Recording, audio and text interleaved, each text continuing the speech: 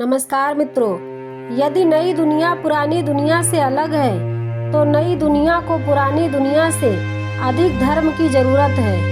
यह बात किसी और ने नहीं बल्कि जाति प्रथा के खिलाफ सबसे बड़ी लड़ाई लड़ने वाले देश के पहले कानून मंत्री और संविधान सभा के अध्यक्ष बाबा साहब डॉक्टर भीमराव अम्बेडकर जी ने कही थी।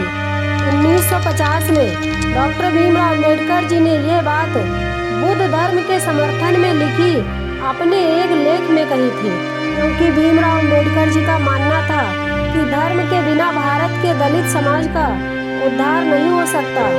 लेकिन जिस धर्म से यह दलित समाज जुड़ा हुआ है, उस हिंदू धर्म के सभी रीति रिवाज दलितों के उत्थान में कभी भी सहायक नहीं हो सकेंगे। इसीलिए भीमराव अम्बेडकर जी ने बहुत पहले सोच लिया था कि जिस धर्म में पहली सांस ली थी उसमें आखिरी सांस नहीं लेंगे, कि हिंदू धर्म की वर्ण व्यवस्था दलितों का शोषण ही करती रहेगी।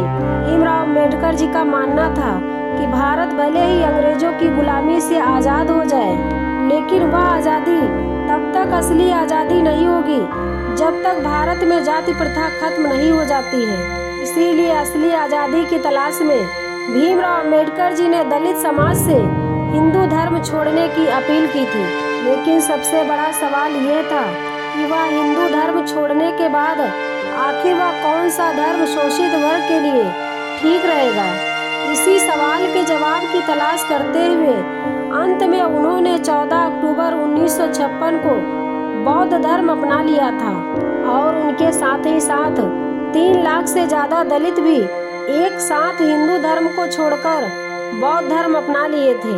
यह आज़ादी के बाद देश की बहुत बड़ी घटना बन जाती है। इसलिए आज हम पहले भीमराव अम्बेडकर जी के उन सब घटनाओं के बारे में जानने की कोशिश करेंगे जिसके कारण भीमराव अम्बेडकर जी ने सभी धर्मों को छोड़कर बौद्ध धर्म को अपनाया था।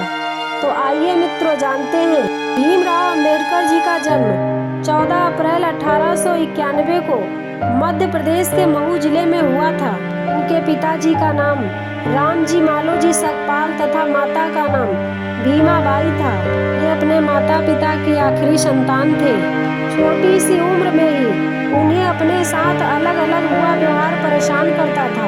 उनको स्कूल में क्लास के बाहर बैठाया जाता था, लेकिन इसके बावजूद भी उन्होंने पढ़ाई लिखाई से अपना ध्यान नहीं हटाया।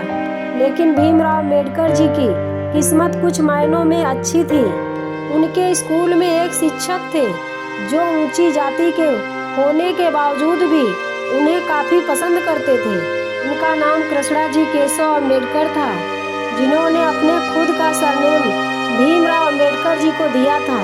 भीमराव अम्बेडकर जी के कुछ शिक्षकों के कहने पर उनके पिता रामजी मालोजी सकपाल ने उनको पढ़ाई के लिए बॉम्बे लेके चले गए थे। वहाँ पहुँचकर भीमराव अम्बेडकर जी को भारत में से सबसे अच्छे स्कूलों में से एक एल्फिंस्टन हाई स्कूल में दाखिला मिला। लेकिन बड़े शहर में जीवन शैली गाँवों से ज़्यादा आधुनिक थी और यहाँ पर भी भीमराव अम्बेडकर जी को अछूत जैसे शब्दों का भी सामना करना पड़ा। उनके साथ ऐसा व्यवहार किया जाता था कि जैसे कि वो सबसे बहुत अलग हैं। इस तरह के जातिगत भेदभाव का सामना उन्हें अपने मशहूर स्कूल में भी करना पड़ता था। इसी बीच 17 साल की उम्र में ही भीमराव अम्बेडकर जी ने हाई स्कूल की परीक्षा पास कर ली और वो अपने समुदाय में से ऐसा करने वाले पहले इंसान थे। और इसी साल भीमराव अम्बेडकर जी की शादी रमाबाई जी से करा दी गई थी। शादी के बाद भी भीमराव अम्बेडकर जी ने अपनी पढ़ाई पूरी मेहनत के साथ जारी रखी और अगली इंटरमीडिएट की परीक्षा भी पास की। मगर आगे की पढ़ाई के लिए इनके पिता के पास पैसे नहीं थे। तब बड़ौदा के महाराजा ने भीमराव अम्बेडकर जी को आगे की पढ़ाई पढ़ने के लिए स्कॉलरशिप भी दी। उस स्कॉलरशिप से न सिर्फ उन्होंने बीए पास किया, बल्कि 1913 में अमेरिका के मशहूर यूनिवर्सिटी ऑफ कोलंबिया में मास्टर्स में भी दाखिला लिया और 2 साल के अंदर में ही उन्होंने एमए की डिग्री हासिल कर ली और अगले साल अपने पीएचडी थीसिस भी पूरी कर ली। इसके बाद वो कोलंबिया छोड़कर इंग्लैंड चले गए। वहाँ पर उन्होंने London school of economics join किया। लेकिन स्कॉलरशिप खत्म होने की वजह से वहाँ वो पीएचडी पूरी नहीं कर पाए और बड़ौदा वापस लौट आए। यहाँ पर बड़ौदा में उन्होंने सिविल ऑफिसर का पद ग्रहण किया। अब उन्हें लगा इतनी अच्छी नौकरी के बाद उनके साथ जातिगत व्यक्तिगत भेदभाव नहीं होगा, लेकिन जातिगत भेदभाव उनका पीछा यहाँ पर भी नहीं छोड़ा। ऑफिस का चपरासी भी उनकी जाति की वजह से उनके साथ भेदभाव करता था, इसलिए वो यहाँ पर ज़्यादा दिन नौकरी नहीं कर पाए। 1918 में भीमराव अंबेडकर जी बॉम्बे के सिडनम कॉलेज में एक लेक्चरर बन गए। यहाँ पर वो छात्रों के बीच एक प्रतिभाशाली शिक्षक और विद्वान के रूप में उनकी पहचान बनने लगी और इसी समय उन्होंने मराठी अखबार मूक नायक की शुरुआत की थी। वह अछूतों की आवाज़ बने। इसी तरह उन्होंने न सिर्फ सामाजिक सम्मेलनों का आयोजन किया, बल्कि वो सम्मेलनों में शामिल होना भी शुरू किया, क्योंकि वो जान चुके थे दलितों की समस्या को दुनिया के सामने उजागर करना जरूरी है। दुनिया के सामने दलितों की समस्या रखे बिना उन्हें समानता का अधिकार नहीं दिलाया जा सकता। उनके खुद की जिंदगी में उन्हें संघर्ष की अहमियत समझा दी थी। इन सब संघर्षों के बीच अपनी इकोनॉमिक्स की पीएचडी पूरी करने के लिए लंदन भी गए। वहां से उन्होंने वकालत की पढ़ाई भी पूरी की। अब भीमराव अंबेडकर जी दुनिया की बेस्ट शिक्षा पूरी कर चुके थे। अब वे दलित समुदाय के नेतृत्व की पूरी ताकत रखते थे और आखिरकार उन्होंने अपनी पूरी जिंदगी दलितों के उत्थान में ही लगा दी थी। इन सबके बीच 13 अक्टूबर 1935 को भीमराव अंबेडकर जी ने नासिक में ऐलान किया था कि वो हिंदू धर्म को छोड़ने का फैसला ले चुके हैं। इसके एक साल बाद 1936 में मशहूर सम्मेलन के दौरान भीमराव अंबेडकर जी ने एक भाषण दिया जो मुक्ति को पथे यानी मुक्ति का मार्ग क्या है नाम से लोकप्रिय हुआ। भाषण में उन्होंने तर्क के साथ बताया कि दलितों को अपना धर्म क्यों बदल लेना चाहिए। इस तरह लगभग 20 साल तक वे क्या नहीं तय कर सके कि उन्हें कौन सा धर्म अपनाना चाहिए। आखिरकार 20 साल बाद उन्होंने तय किया कि बौद्ध धर्म को अपनाना चाहेंगे। लेकिन सवाल उठता है, आखिरकार बौद्ध धर्म ही क्यों? दरअसल भीमराव अंबेडकर जी ने हिंदू धर्म छोड़ और बौद्ध धर्म अपनाने से पहले सभी धर्मों के बारे में विचार किया था।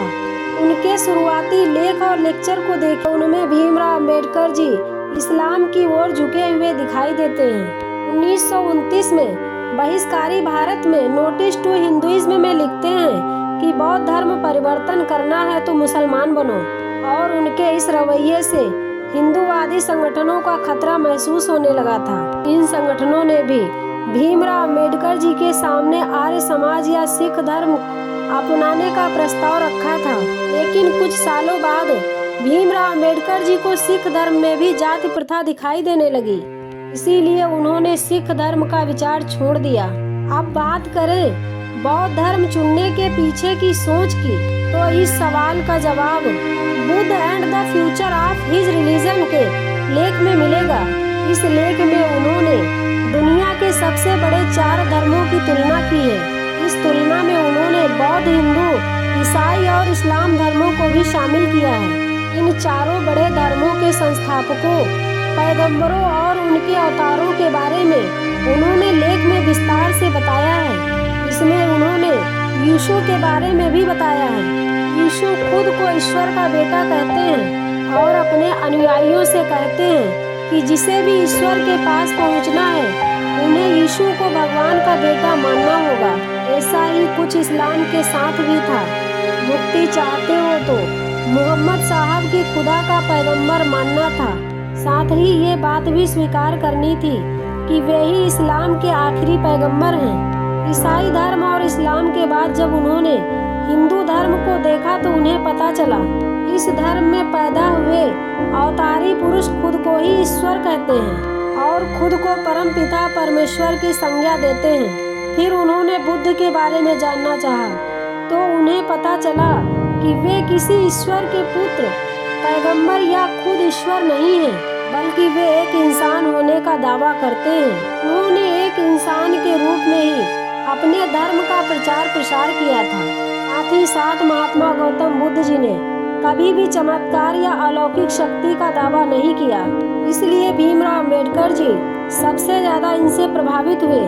यीशु पैगंबर, मोहम्मद और हिंदू अवतारों ने जहां खुद को ही मोक्ष और मुक्ति के दाता कहा, वहीं पर गौतम बुद्ध ने सिर्फ मुक्ति का मार्ग दिखाया, जिस पर चलना सबको खुद से ही था।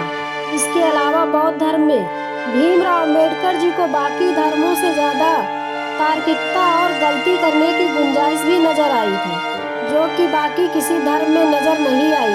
साथ ही महात्मा गौतम बुद्ध के उपदेशों में उन्होंने पाया कि इस धर्म में भूतकाल का दबाव या बोझ नहीं है। इन्हीं सब बातों से भीमराव अम्बेडकर जी इस धर्म के बारे में कहते हैं कि धर्म को विज्ञान और तर्क की कसौटी पर खरा उतरना चाहिए।